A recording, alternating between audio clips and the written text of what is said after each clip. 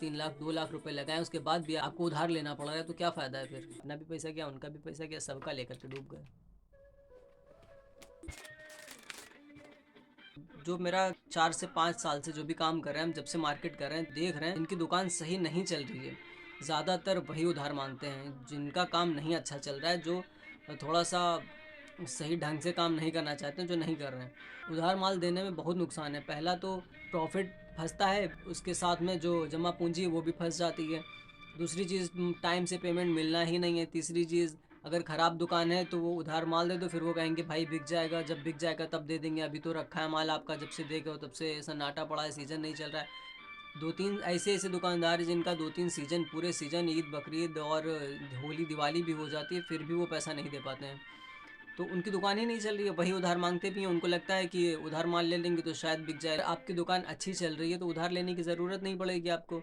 Starting में करीब 2 साल हमने उधार माल बहुत दिया है, मतलब हर दुकान पे सिर्फ उधार माल दिया हमने। कोई प्रॉफिट नहीं, कोई कोई धंधा नहीं था मेरा, कुछ काम नहीं था। खुद सिलते थे, खुद ही बनाते थे, खुद ले जा करके उधारी में माल डाल दिया, फिर चले आए, बैठ के सिल रहे हैं। 2 साल तक तो हमने खुद से सिलाई की है, स्टार्टिंग से एक लड़का लगा के। उसके बाद में जब 2-4 दुकानें हमने बंद की हैं, थोड़ा सा नुकसान हुआ, उसमें पैसे मर गए मेरे, लेकिन हमने दुकान वो छोड़ दी, उधारी पे माल देना बंद किया। वो उधार पैसा नहीं मिला हमको, आज तक वो पैसा नहीं मिला। अगर आप किसी को भी उधार माल दे रहे हो तो नुकसान उधार देने वाले को है एकदम। आदमी एक जैसा नहीं है। आपने अगर 2-4 लोगों पे ट्रस्ट किया, उसमें से 1-2 बेकार निकलेंगे और वो पैसा आपका बहुत बुरा फंसेगा। देखिए, मेरा सीधा काम है, उधार माल नहीं देंगे। रेट हमने पहले ही से कम कर के रखे हैं। अगर आप क्वांटिटी ज़्यादा लेंगे तो रेट में कुछ और कम कर देंगे, लेकिन उधार माल नहीं मिलेगा। जो भी ये सोचते हैं कि भाई थोड़े दिन माल ले लेंगे उसके बाद उधार हो जाएगा, नहीं, उधार नहीं होगा। रेट आप 2-4 बार माल ले लोगे तो हम रेट में और देख लेंगे, लेकिन उधार माल नहीं होगा। 7 साल से काम कर रहे हैं, 7 साल में 2 साल उधार माल दिया हमने। 2 साल में एक मशीन थी, एक मशीन ही रही 2 साल तक। सिर्फ मैंने बैठ करके सिलाई की है 2 साल पूरे, कटिंग भी और सिलाई भी। 2 साल के बाद जब उधारी बंद की है हमने आधी दुकानों से, तो एक मशीन हमने बढ़ाई थी। एक पे हम सिलते थे, एक पे एक लड़का जो मेरे साथ सीखता था उसको मशीन दिलवा दी थी, उससे पीस रेट पे माल सिलवाते थे फिर हम। तो करीब 2 साल फिर हम दोनों ने काम किया है, हमने भी किया उसने भी किया, फिर भी उधारी पर माल देते थे हम। 5वें साल में एक मशीन और बढ़ाई है, फिर तब मेरे पास 2 कारीगर, एक हम 3 लोग सिलते थे। फिर दुकान 1-2 उधारी की और कम की थी हमने, उसके बाद मशीन बढ़ी है, ये बात याद रखिए। उधारी पर जब जब माल हमने दुकानें छोड़ी हैं, तब तब 6-7 महीने के बाद तक मेरा कुछ ना कुछ बढ़ा है काम। और उधारी की दुकानें जब तक हमने पकड़ी रही हैं, कोई प्रॉफिट नहीं, कोई काम वहीं के वहीं। उसके बाद ये हो गए 4 साल 5 साल, अभी उधार करीब 1.5 साल से बिल्कुल बंद है उधार। बहुत कम, मतलब जो बहुत पुराने दुकानदार हैं, जो अच्छा काम करते हैं, जो जिनसे कहना नहीं पड़ता है पैसे के लिए, उनसे सिर्फ चल रहा है थोड़ा सा बहुत, 8-10 हज़ार बस। तो करीब 1.5 साल में मेरी एक और मशीन, 3 मशीन है।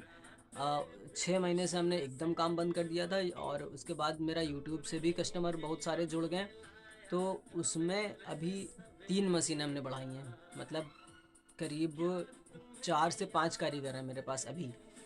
अभी मेरे पास उधार वाले दुकानदार कोई नहीं है, ठीक है। जो भी मेरे पुराने दुकानदार थे, सिर्फ वही उधारी वाले दुकानदार, नए दुकानदार उधार के हमको नहीं जोड़ने हैं। कोई अगर ये सोचे कि 1000 रुपये उधार हो जाएंगे, 500 रुपये उधार हो जाएंगे, तो 1 रुपया उधार नहीं होगा। आपको रेट सही मिल जाएंगे, आपको माल सही मिल जाएगा, फिनिशिंग मिल जाएगी, आपके हिसाब से माल दे देंगे हम, आपके हिसाब से बनवा देंगे, सारी चीज़ें करवा देंगे। उधार के लिए आप क्यों कहते हैं? आपके पास कुछ तो पैसे होंगे, उन पैसों से अगर आप नहीं बढ़ा पा रहे हो तो क्या फ़ायदा है आपके काम करने का या मेरे काम करने का? बहुत ज़रूरी चीज़ है ये। आपने अगर 4 लाख 3 लाख 2 लाख रुपए लगाए, उसके बाद भी आपको उधार लेना पड़ रहा है, तो क्या फ़ायदा है फिर? एक चीज़ और, जो दुकानदार उधार माल लेते हैं और जो कैश पे ले रहे हैं, उधार वालों को हमेशा ऐसा माल दिया जाता है, थोड़ा बहुत, भले 10% 5% ही दिया जाए। जो माल फंसा होगा, जो माल नहीं बिक रहा होगा, जो माल अल्टर होगा, थोड़ा बहुत 19-20 करके कि चलो दे दो, पैसे वैसे भी फंसे हैं और वो उसको लेना पड़ता है। कैश वाले को हमेशा कोशिश रहती कि उसको अच्छा माल जाए, उसको ख़राब ना जाए, उसको रेट सही लगे, भले 1-2 रुपये का फ़र्क हो, भले ही पीस में कुछ भी, अच्छा माल जैसे ही बनेगा तो नगद वाले को आदमी पहले कॉल करता है कि हाँ भाई ये माल बना है, आप ले लो आगे। जहाँ से हम माल लाते हैं वो भी, जो हमसे माल ले जाते हैं वो भी, और आपकी अगर दुकान है तो आप भी ऐसा करते होंगे। उधार माल आप भी नहीं बेचेंगे तो बहुत अच्छी बात है। देखिए, जो दुकानदार उधार माल दे रहे हैं वो रेट बढ़ा के बेचते हैं। तो कुछ ऐसे दुकानदार हैं जो उधार माल तो उनसे लेते हैं, ठीक है, हम तो उधार देते नहीं हैं, मेरी रेट कम है लेकिन, तो उनके पास अगर पैसे होते हैं तो वो माल हमसे उठा करके ले जाते हैं। तो इसमें नुकसान किसका हुआ? जिसका उधार पैसा उस सामने वाले के ऊपर बाकी था, उसके पास पैसा आया, वो हमसे माल ले गया, उसका जो जिसके ऊपर उधारी थी उसका उधारी वैसे ही पड़ी है, ना पैसा मिला उसको, उसके पास से माल भी नहीं गया। उधारी के लिए विजिट ना करें, उधार माल देने में बहुत नुकसान है, चाहे हम हो चाहे आप हो। 4 5 6 साल से उधार हमने माल नहीं लिया, कभी मांगा ही नहीं। तो अब तो खुद से वो लोग डाल देते हैं, यहाँ लिए जाओ भाई, दे देना भी नहीं, लिए जाओ।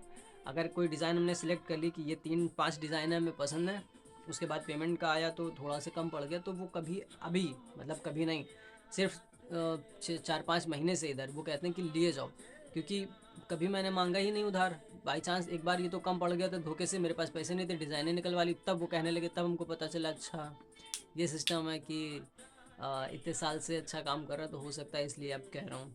तो अब ऐसा होता है मेरे साथ में। अपनी 7 साल की ज़िंदगी में कम से कम 100 दुकानें हमने देखी हैं बंद होते हुए, जिन्होंने ऐसी फ्लो में खोल ली और इधर माल भर लिया, उधर उल्टा सीधा भर लिया, फिर वो चली नहीं, उस हिसाब से बंद हो गई। उन्हें लगा कि उधार लेने से बन जाएगा, तो उधार भी लिया उन लोगों ने थोड़ा बहुत। जब दुकान नहीं चली, उसी दुकान से खाया, पैसा कम हो गया, दुकान नहीं चली तो उधार माल लेने लगे, उधार भी नहीं चला तो बंद हो गई। प्रॉफिट भी, पैसा भी गया, अपना भी पैसा गया, उनका भी पैसा गया, सबका लेकर के डूब गए।